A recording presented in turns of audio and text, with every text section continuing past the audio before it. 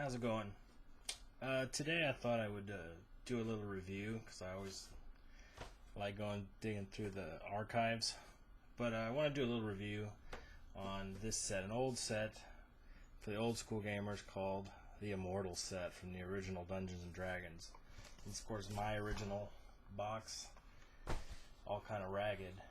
But as far as old school D&D, this is one of the craziest sets that came out, and I always kind of liked it for the imagination, although it is problematic at times, at best. Actually, it's quite problematic, but it's still fun. As far as this one goes, so these came in, for those that don't know, the original Dungeons and Dragons, not the original, but the sort of first TSR generation kind of was 5 sets. And what I liked about those sets was that it basically gave you sort of new rules as you progress through the levels, which is kind of the right way to do it. Surprisingly prescient for the time, because as characters level, they create a whole new set of problems and new dimensions, and at least the original Dungeons & Dragons sort of sought to address that, right? There were rules for like 1 to 3 level, and then I think 4 to 8 or 4 to 10, and then like 11 to 18 or 22, and then the very masters, up to like level 32. And then there was this, the 5th set, which was after that. We're going to become immortals. And this was sort of to track your character's progression into a whole nother level, right? Immortality and a whole new set of powers. And what's cool about this is that they sort of set up these new rules with a lot of flavor. That's what I like about it. It did have a lot of flavor to it. So once you became an immortal, your alignment didn't matter so much as your sphere of influence, right? And you were sort of a sphere of power, actually. And there were 5 spheres of power: matter, energy, time, thought, and entropy. And these roughly correspond or correlate to the elements, right? Matter is earth, energy is fire, time is water, and thought is wind, I think. And then entropy was sort of the lack thereof. And it's kind of a new flavor, right? And it's kind of an interesting, if you're in matter, you resist change, you're about structure. If you're in time, your whole point is you're a sort of element of change, right? You're trying to bring change, things can't remain static. So it added these interesting themes to what your character would do as opposed to alignment. So let me go through some of the cool features, right? That was one of the cool features. That's how I'll kind of structure this. Another cool feature, so as this worked, is PowerPoints. The way it worked is experience. However much experience you had when you became immortal, that would translate, I think every 1,000 experience became 1 PowerPoint. And the downside of this is that different characters back in D&D would have different experience at different levels. So once you reach immortality, you could potentially have, I think magic users were the highest experience totals. So they would technically be more powerful when they transition to immortals. But the idea of PowerPoints, the way they set them up, was that this was a pool from which you drew all your abilities.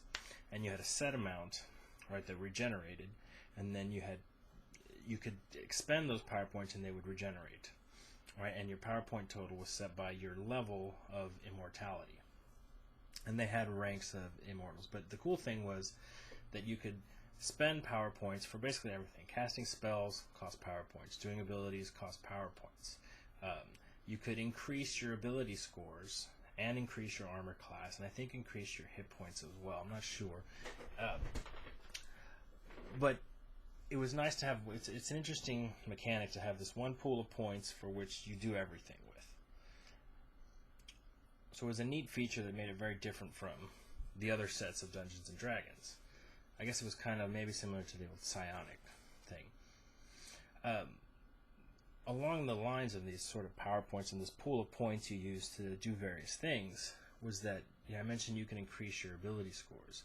And this, I think, is one of the most interesting features of the Immortal set, was that in order to progress to the next level of Immortal, and there was like Temporal 1, Temporal 2, Eternal, these kind of things, you used your power points to beef up your own ability scores, and you made the next level once your totals got where they needed to be. So you were kind of buying your way into the next level, and it made it sort of like you control your own ascension to some extent, right? You could beef up your armor class, you beef up your hit points, and once you get, and these are permanent power point expenditures, once you get to a certain point, you now earn the next level, and you get whatever tier. So you kind of, there's I guess more player autonomy there, where it's not just you level once you get X amount of experience points. Now it's you choose kind of when you level, or at least you have some more direct effect on how you decide to do it. Maybe you just want to go beef up your strength right off the bat,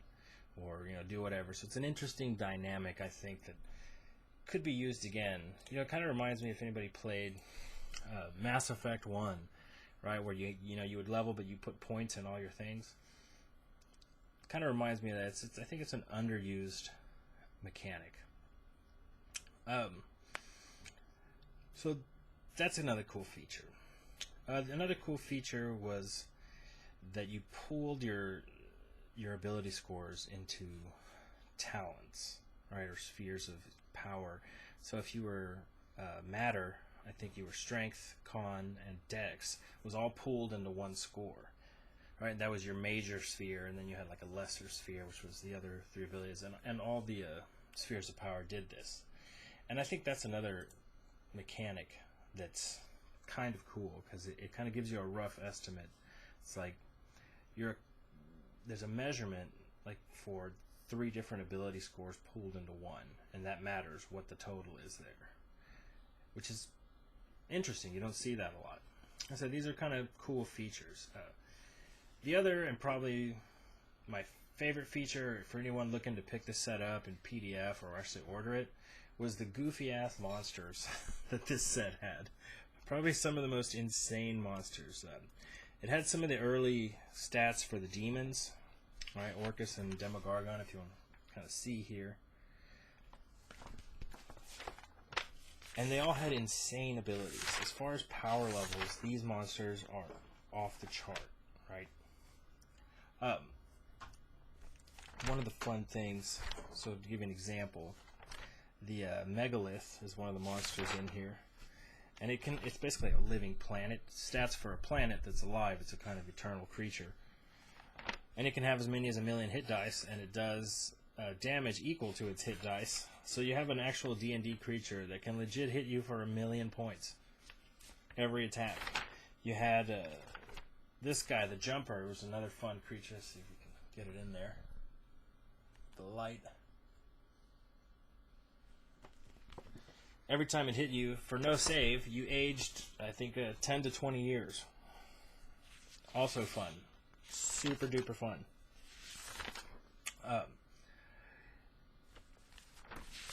The Dryden, Drayden, is another fun creature. 40 attacks. It's supposed to be the eternal monster, older than time itself. And then my personal favorite, where is it? The Repeater. So this monster had this ability. It was basically a time monster. It could snort every turn. It would have this snort attack. And if you failed your save, you would have to repeat. Everything around it had to repeat the actions that it did the round before. So if you had moved 30 feet to attack, and it snorted and you failed, you moved another 30 feet and attacked. Whether it was nothing, whatever. You had to repeat whatever you did the previous round. And it could do this every turn.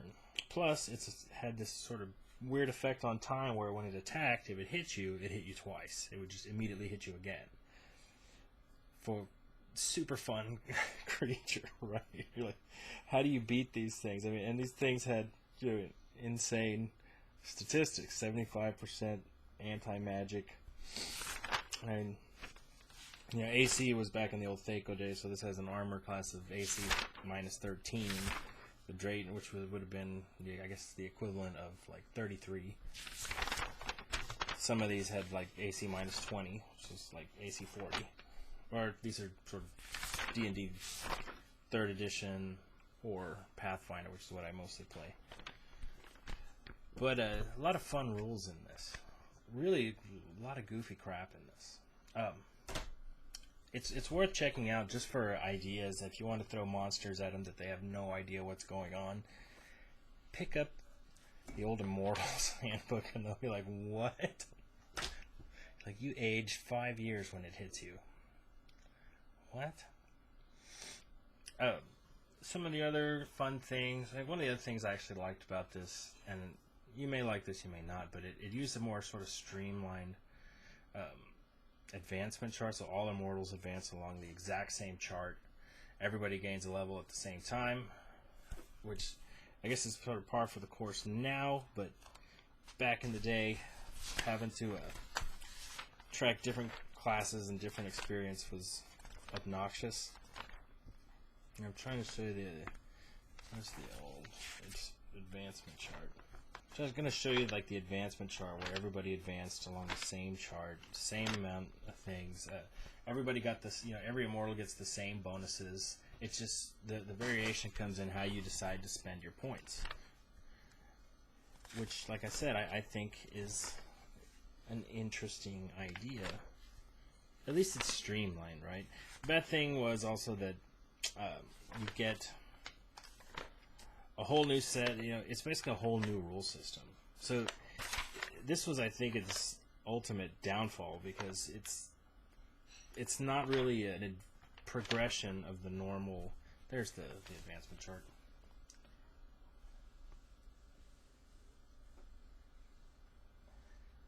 Which one is it? There. When I cover the camera, I can't see it. But it's not the normal. It's not the normal rules. They had so many new rules and new ways to govern everything that it wasn't really D&D anymore. It was like some other game. And because it's relatively small and not fleshed out, it's actually very difficult. It requires a lot of DM involvement to make the system work, where you kind of just make up your own stuff. So I think that ended up hurting it a lot. It still hurts it, because when you try to pick it up, it's not very clear. A lot of the rules. I mean, these are kind of what gets to the cons of this particular booklet, is that it has a lot of new rules, a lot of rules that reference other rules, which is always annoying. And old D&D had a lot of that. Like, look at this chart. That's the rule. When you do this, look at this chart. When you do this, look at this chart. So there's a bunch of that, and a bunch of rules that reference other rules. There's new mechanics, new saves. It's basically like a brand new game. There's all these weird things, like as an Immortal, you could take on any form, and it doesn't really tell you a lot of the limitations on that, and then you could pick any physical form that you want. So you could technically just run around as the damn Tarrasque, right? If you chose your old form, your mortal form would preserve its old statistics and abilities, and you're like, well, why would you ever do that when you could just be like a giant whatever, or, a lot of rules like that. You could become incorporeal at will as an Immortal. You could travel the planes. I think if you went in one direction, it cost points, and if you went the other direction, it was free. So there's a lot of lack of clarity of the rules. It's not very well fleshed out. It feels like it was sort of fired out, like they were in a rush, and they had like a couple weeks to finish it. And they're like, we got to have a 5th set before we put out AD&D, and like they were working on something else, but. It is interesting. It has a lot of flavor. It would be fun to revisit that. I guess now the equivalent is epic level characters or something. But this was a really fun, interesting set, and I wouldn't buy them now because I think they're probably expensive. But get the PDF. It's a fun read. It'll give you some ideas for doing a lot of stuff. So that's just a short little review. On the fun classical stuff, man. A lot of flavor in there. And put a repeater in your campaign just to screw with them. Like, every time it snorts, you repeat the same actions. That's fun right there. Give them stuff where they're like, what? What is going on? What is this thing? What are we fighting? But yeah, I'll try to do some more classical reviews, and I don't know. I'm still deciding what goes into this channel. Have a good one.